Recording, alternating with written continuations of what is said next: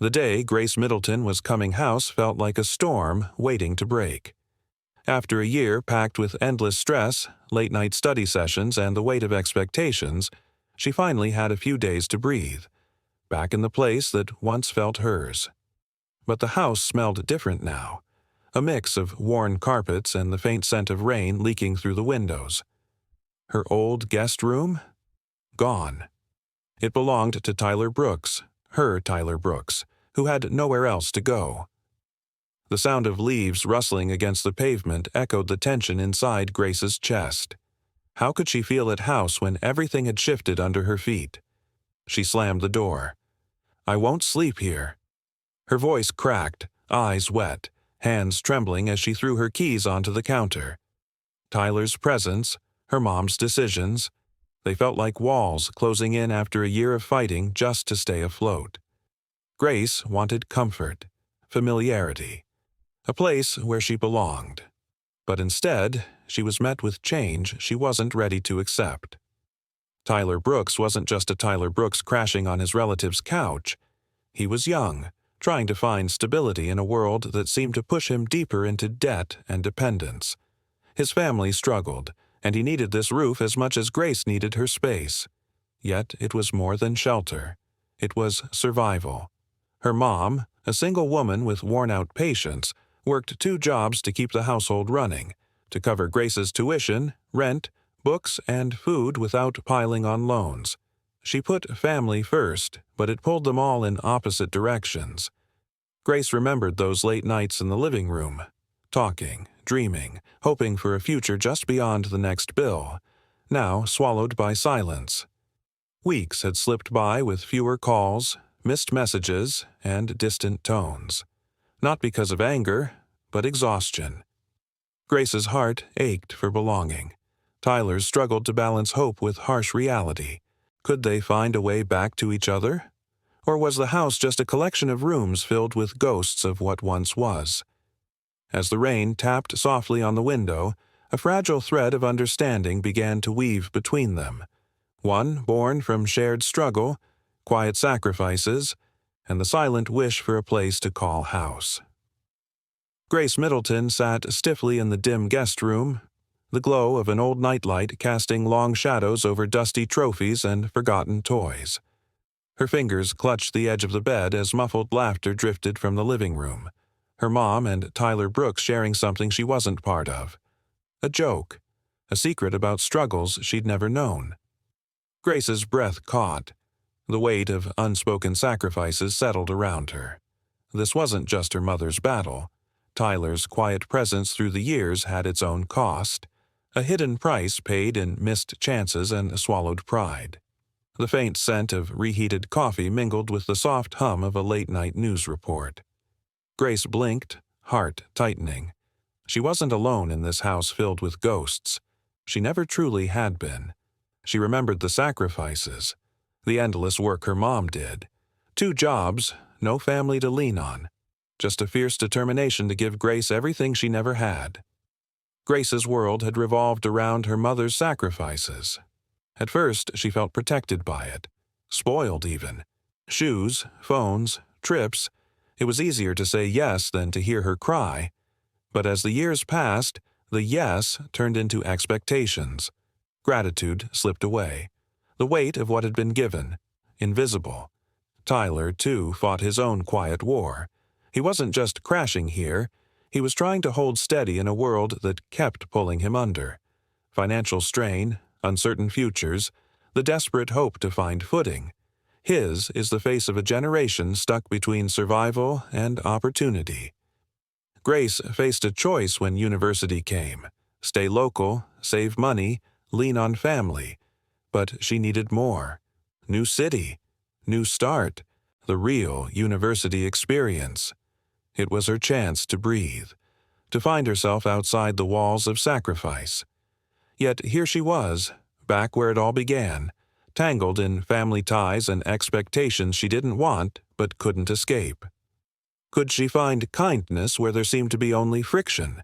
Could Tyler and Grace, bound by blood but worlds apart, create a new kind of house? One stitched together by more than just survival. A house made of understanding and maybe forgiveness. As rain whispered on the window pane, Grace let the silence speak. Finally, she wasn't alone. Not really. And when I told her I couldn't afford it, she looked at me like I had failed her. "You always find a way," she had said, frowning. "You've never told me no before." I had spent 18 years sacrificing everything for her, and she expected more. I tried. I picked up a second job. I cut down on my own expenses, but it still wasn't enough. So I did the one thing I never wanted to do. I took out a loan against the house just to make sure she had what she wanted, and she never even questioned it. She packed her bags, hugged me, and left. And for the first time in 18 years, I was alone. At first, she called a lot. She told me about her classes, her new friends. But as time went on, the calls became fewer and fewer. She was busy. She had a life now. She still needed money, of course. She still sent texts asking me to cover her rent, her books, her nights out. She never asked how I was doing, never asked if I was okay. She just assumed I could handle it, and I did until I couldn't. The bills kept stacking up. The mortgage was higher than I could afford, and the house, which had once felt warm and full of life, now felt empty and too big. That's when Tyler Brooks moved in. My nephew, he had always been a good kid, polite, considerate, responsible. His parents had fallen on hard times and he needed a place to stay. This made sense. I had a spare room that no one was using, and the extra rent helped me stay afloat. Tyler Brooks wasn't like Grace Middleton. He didn't demand things. He offered to help around the house. He actually talked to me, and for the first time in years, I felt like I had company again, like someone actually appreciated me. Meanwhile, Grace Middleton, she barely noticed unless she needed money. The last time she called me, it wasn't to check in. It wasn't to ask how I was doing. It was to ask if I could send her $200 for a concert ticket. I had sighed and said, "Grace Middleton, I really can't afford that right now." She had scoffed. "You can't afford anything these days," she muttered before hanging up. And that was it. I sat there staring at my phone, my heart aching. She had no idea how hard I was working, no idea that I had sacrificed my entire future for her. And worst of all, he didn't care. So when she came house for the first time in months, when she finally decided to visit, expecting everything to be exactly the way she left it, and when she saw Tyler Brooks living in her old room and acted like I had betrayed her, I realized something. He had never seen me as a person. I was just her mother, just someone who existed to give her everything she wanted. But now she was about to learn what it felt like to lose something. I sat in my empty living room, staring at the door my Grace Middleton had just walked out of. The house was silent except for me. I was crying, not soft, quiet tears, the kind that shake your whole body, the kind that come from deep inside your chest from a place you didn't even realize was hurting until it breaks open. She threw her keys at me. She stormed out. She chose to leave. And she hadn't called. Not once. I waited. 1 day, 2, 3, nothing. It was like I didn't exist. Like all those years, all that love, all those sacrifices meant nothing. And that's when I knew something had to change. For so many years, I thought I was helping her. I thought I was giving her a better life. But I wasn't. I was spoiling her. I was teaching her that her happiness mattered more than anyone else's. No, she had her degree. She had everything I worked so hard for her to have, and she still expected more. That ends today. 4 days later, my phone rang. Grace Middleton. I let it ring twice before picking up. "Mom," she said, her voice casual, like nothing had happened, like she hadn't just abandoned me. "Is Tyler Brooks gone yet?" I closed my eyes. There was not. "I'm sorry, not I miss you. Just has my space been cleared for me yet?" "No," I said, my voice calm. "He's staying." Pause. I could almost hear the frown in her voice. "What do you mean he's staying?" Grace Middleton stood in the dim hallway, the cold tile pressing against her bare feet. Her heart pounded as she replayed her mother's last words. The smell of fresh coffee drifted from the living room, but it wasn't her mother there. It was Tyler Brooks, her Tyler Brooks, slouched against the counter, eyes heavy with weariness. He looked up, breaking the silence. "Grace," he said quietly, "I've been paying Mom's mortgage for months, scraping together every dollar just so you could finish university." The weight of his confession hit her like a punch to the chest. All this time she thought she was carrying the family alone. But Tyler? He'd been carrying her too, at his own expense. The room felt smaller, colder somehow.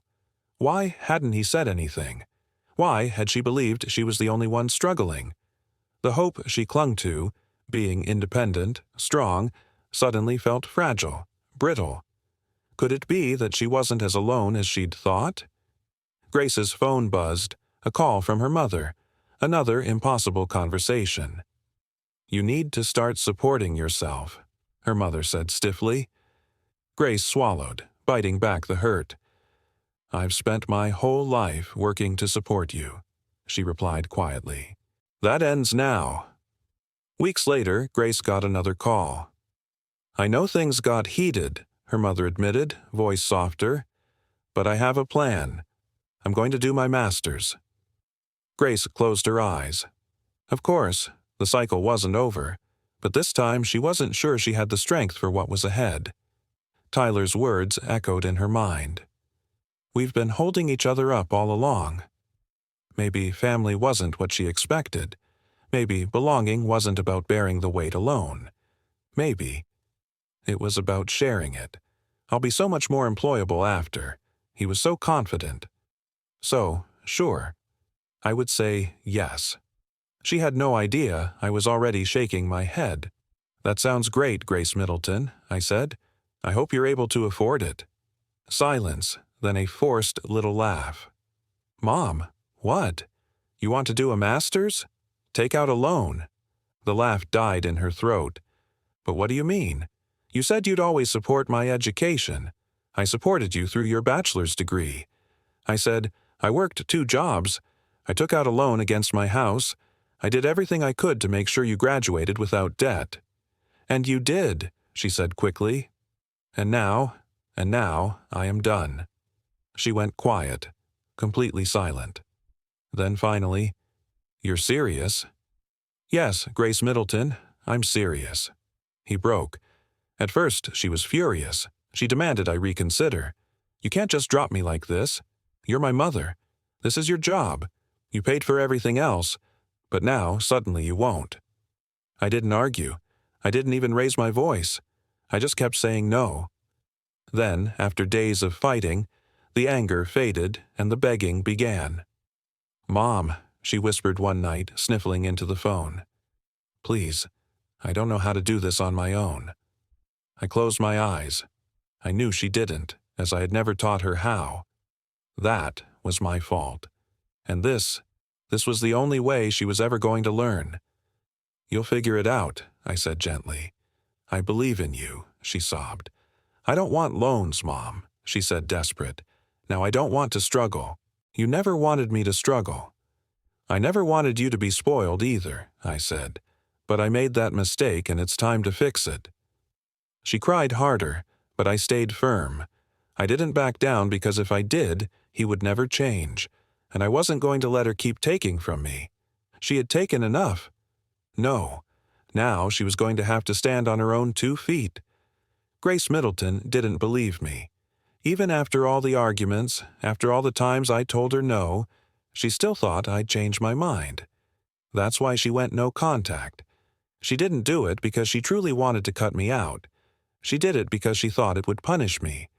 She thought if she ignored me long enough, if she cut me off completely, I'd come crawling back begging to fix things. That I'd break first, that I'd start paying again just to have my Grace Middleton in my life. But she was wrong. And when she finally realized it, that's when everything really fell apart. At first, I didn't hear anything about her. She went completely silent, blocked me on everything, and I let her. I didn't call. I didn't text.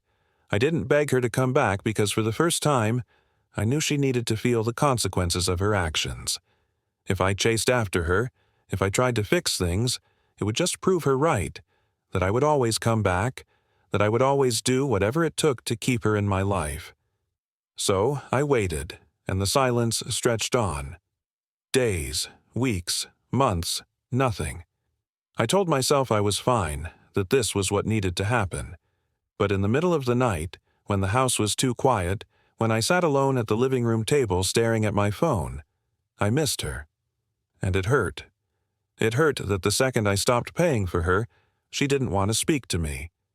That after everything I had done, after all the sacrifices, all the love, all the years of putting her first, she still saw me as nothing more than a wallet. And the worst part, he was proud of it. I heard about her through family.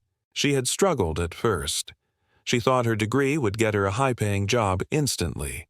But she had no experience, no internships, no real skills outside of university, and companies didn't want her. For the first time in her life, she was being rejected, and she hated it. But instead of accepting reality, instead of working her way up like everyone else, she blamed me. That's when the smear campaign started. She went to my brother and his wife, Tyler Brooks's parents, and told them her version of the story. Mom abandoned me.